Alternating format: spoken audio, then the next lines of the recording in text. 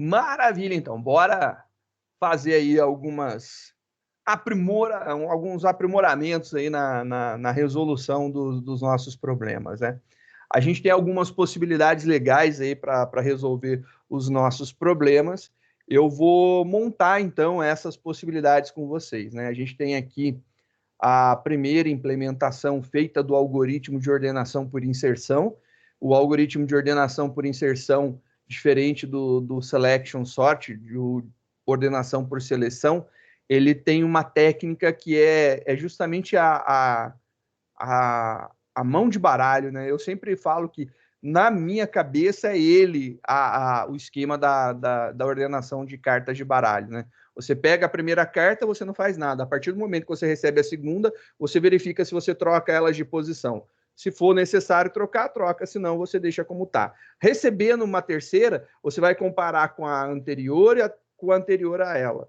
Então você vai comparar recursivamente para trás até a primeira posição ou até achar a posição correta, né?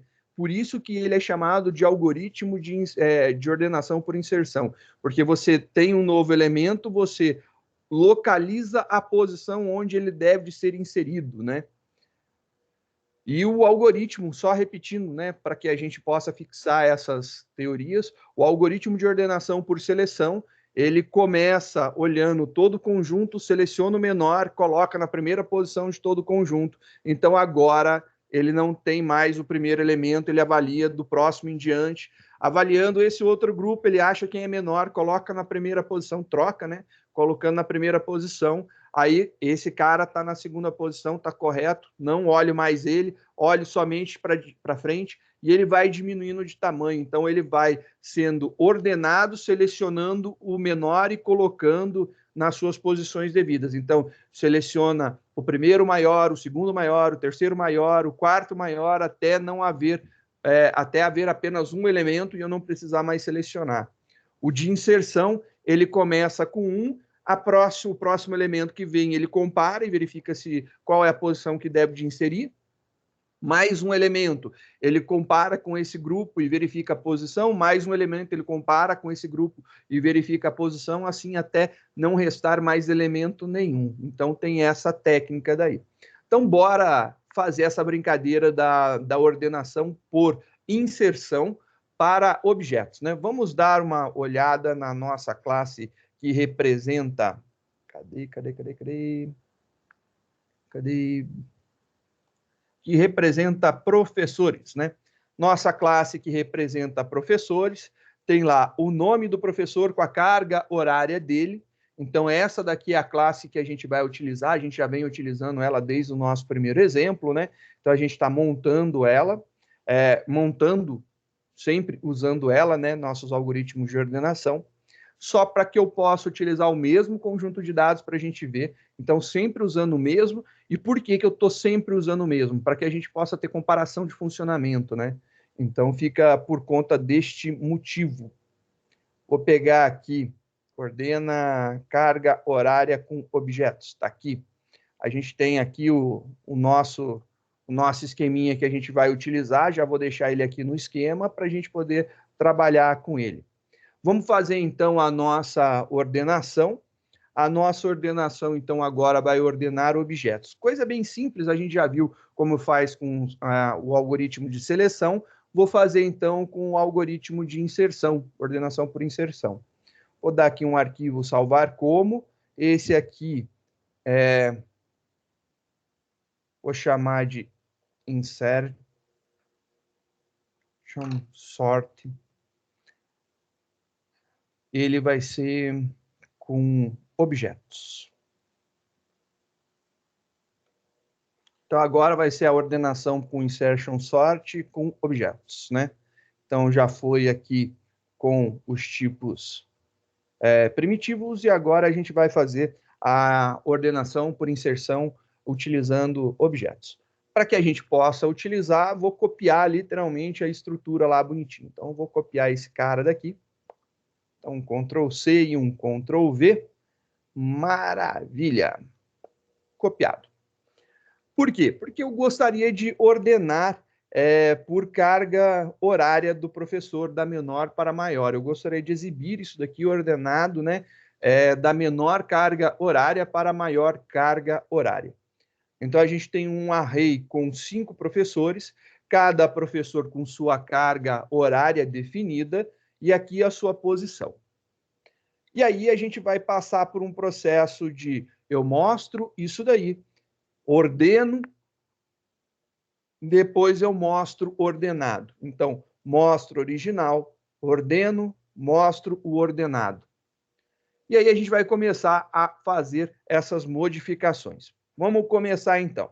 A gente precisa alterar o imprime. O imprime nosso, ele está utilizando a impressão de um array de inteiros. Eu preciso transformar em um array de professor. Então, a gente vai transformar o nosso imprime, que era um array de inteiros, em um array de professor. Só que, se a gente fizer essa impressão, vai ficar ruim, não vai ficar muito legal, como eu tinha falado para vocês. Sendo assim, eu vou fazer o seguinte, eu vou, ao invés de utilizar o arrays.toString, eu vou utilizar um for, né? Pode ser um for each, um for convencional, e fazer as impressões do elemento do vetor, um por linha, para ficar um pouco mais organizado, só por conta disso. Então, vou fazer aqui um for.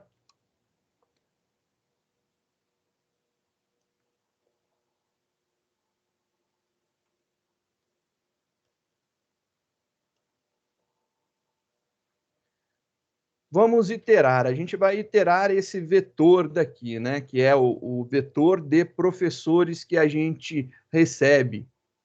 Para cada elemento nesse vetor, eu vou imprimir o elemento. Só que a gente ainda tem um problema. Esse elemento tem que ser do mesmo tipo do vetor. Então, eu tenho que declarar que esse elemento é do tipo professor. Então, para cada elemento nesse vetor, eu imprimo o elemento pulando de linha. E eu vou fazer isso daqui. Então, mudei a impressão, só para a gente ter aí uma impressão, porque ele vai imprimir uma linha, uma linha, uma linha, uma linha. Acho que fica melhor visualmente para a gente enxergar, né, a ordenação acontecendo. Show de bola. Compilando esse cara, a gente vai receber um probleminha no vetor ali, ainda tem probleminha. Tá. A gente vai ter probleminhas aqui no ordena. O ordena, então, agora ele também está com um problema. Eu preciso passar um array de professores. Ele, na verdade, está recebendo um array de inteiros, né? Então, vou ter que resolver isso daí. Vou já colocar aqui da posição 0 até professores, ponto, seu tamanho, para ele organizar o array todo, né? Por enquanto. Vamos ver o método de ordenação. Esse método de ordenação também, olha lá, ele está como inteiro, a gente tem que transformar ele para professor. Então, a gente vai ter agora um vetor de professores com início e término, como era de padrão, e aí a gente está pegando posição, bonitinho.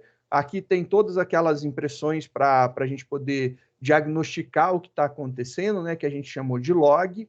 E aí a gente tem aqui o nosso vetor na posição, vai ser testado. E aqui a gente tem o problema.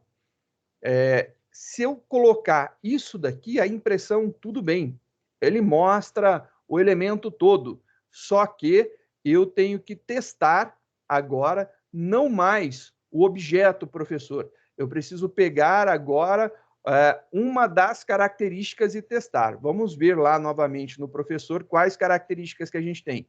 Nome e carga horária. Ou eu vou utilizar getNome ou eu vou utilizar o getCarga horária. Como eu estou querendo ordenar pelo valor numérico, que no caso é a carga horária, então eu vou utilizar o método getCarga horária. Então, getCarga horária tem que ser utilizado aqui. O vetor continua igual, eu tenho que colocar ponto getCarga horária e lá no final a mesma coisa. Ponto getCarga horária e aí fechou. Vou tirar só um pouquinho do zoom para que vocês possam ver a linha toda por enquanto. Depois eu volto a aumentar, que eu sei que deve ter ficado pequeno.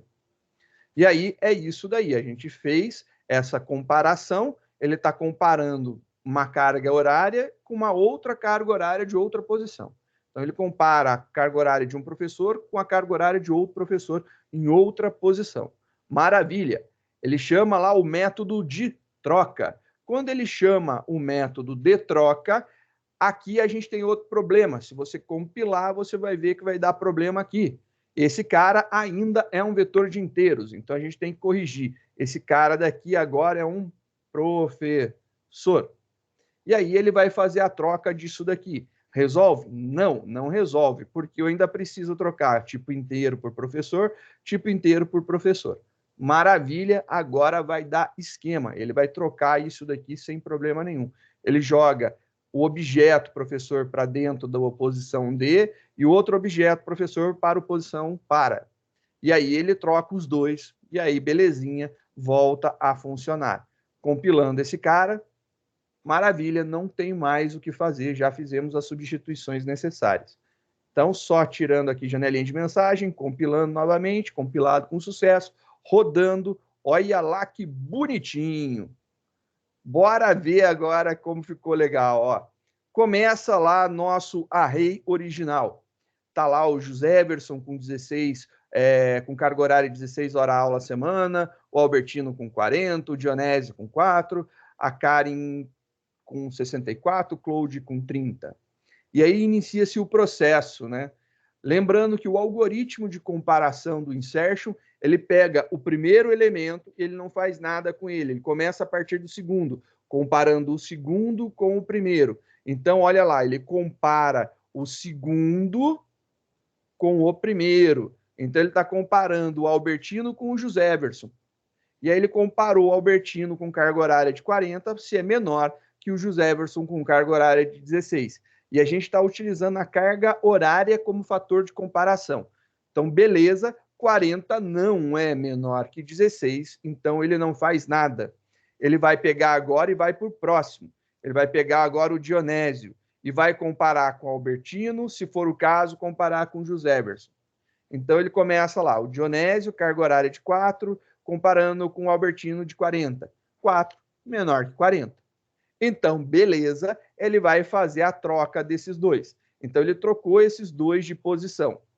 Então, agora você pode ver que o Dionésio passou para a segunda posição e o Albertino para a terceira. O Albertino estava na segunda, foi para a terceira, o Dionésio estava na terceira, foi para a segunda. A gente trocou os dois de posição. Continuo testando esse daqui com o anterior a ele. Então, a gente vai testar agora o Dionésio com o José Everson. Testa-se novamente lá. O Dionésio com o José Everson. Precisa trocar? Precisa, porque 4 é menor que 16.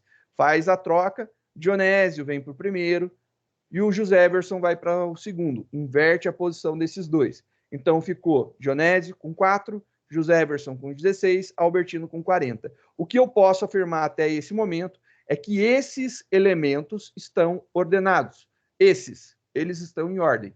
Não sei com relação aos próximos. Não sei. Tem que ver os próximos. Eu ainda não olhei os próximos, não analisei os próximos. Começando a nossa brincadeira, então ele pega o próximo elemento. Vai comparar a Karim com 64 com o Albertino de 40. 64 maior que 40 não faz nada. Ele vai incrementar agora para o Claude. Vai testar aqui o 30 com o 64. E aí testando lá, ó, o Claude com 64, né? O Claude de 30 com a Karim de 64. Beleza, testando esses dois. 30 é menor que 64. Troca os dois de posição. Trocou os dois de posição, Karim lá para o final, Claude foi para a quinta posição. Maravilha, acabou? Não, eu preciso testar o Claude com o Albertino. Testa-se o Claude com o Albertino, verifica-se que tem que fazer essa troca e faz essa troca. Troca os dois de posição. Então, Karim ficou na última, o Albertino na penúltima, o Claude foi lá para o meio. E ele vai testar novamente o Claude para verificar se é maior que o José Everson. 30 não é maior, 30 é maior que 16. Já que é maior, ele não vai fazer nada, né?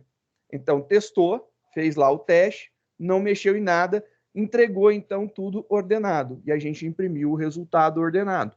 Ele consegue ordenar os objetos também, então não tem problema nenhum. A gente consegue fazer esse esquema de ordenação. Se eu quiser fazer essa implementação para string, né? Para fazer essa implementação para string também é super tranquilo, né? Tá bem fácil de fazer esse cara daqui. Então, para fazer essa ordenação, e agora por string, eu posso utilizar essa mesma estrutura se for o caso. Por exemplo, fazer um arquivo salvar como, e a gente pode fazer agora aqui, em vez de objetos, colocar aqui string. Então, pode ser uma forma de ordenação.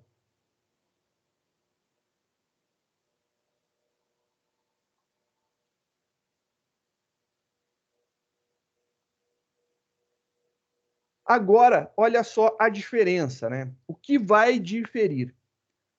No método de ordenação, então vamos lá no método de ordenação, o que vai diferir é o teste lógico que a gente vai fazer. Então, é justamente esse teste lógico, vou quebrar a linha aqui só para ficar mais fácil de vocês visualizarem, né? O que vai diferir é esse teste lógico.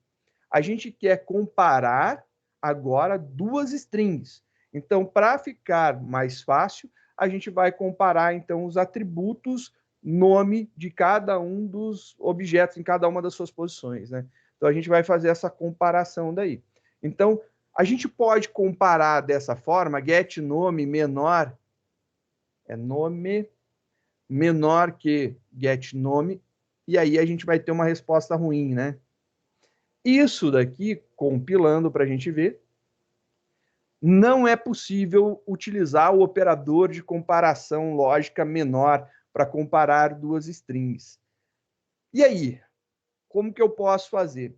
Eu posso utilizar o compare to. O compare to ele resolve bem para a gente. Então, utilizando o compare to, a gente consegue comparar essas duas strings. Novamente, eu vou falar o que eu vou fazer. Eu vou utilizar aqui duas variáveis temporárias, string, para que não fique essa linha tão grande e tão difícil da gente enxergar. Só por uma questão de legibilidade, né? Melhorar a leitura desse negócio aqui. Então, para melhorar a leitura, eu vou colocar aqui as variáveis temporárias, né? String, nome atual.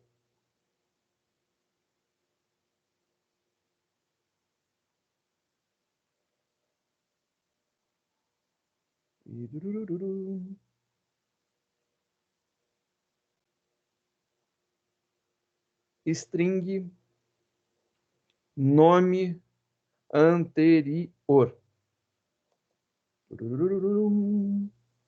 Maravilha. E aí vem uma mágica, né? Quando você faz este processo, e aí você utiliza essas variáveis no lugar, então eu vou substituir aqui as minhas variáveis. Estou colocando nome atual. Opa. Olha lá, nome atual, ponto, compare to. E aí tem aquele esquema, compare to ignore case, né? Ignore case, só para a gente ignorar o case da palavra. E agora eu quero comparar com o nome na posição anterior. Agora, isso daqui, se for menor que 0, é esse cara daqui. Se for maior que 0, é esse daqui que é o maior. Então, ele consegue identificar dessa forma. Menor é esse, maior é esse daqui. Então, a gente consegue fazer desta maneira. E aqui a gente tem um pequeno problema que vai acontecer. Espero eu que não, mas eu acho que vai. Compilando, você vê que dá certo, a compilação tá show de bola.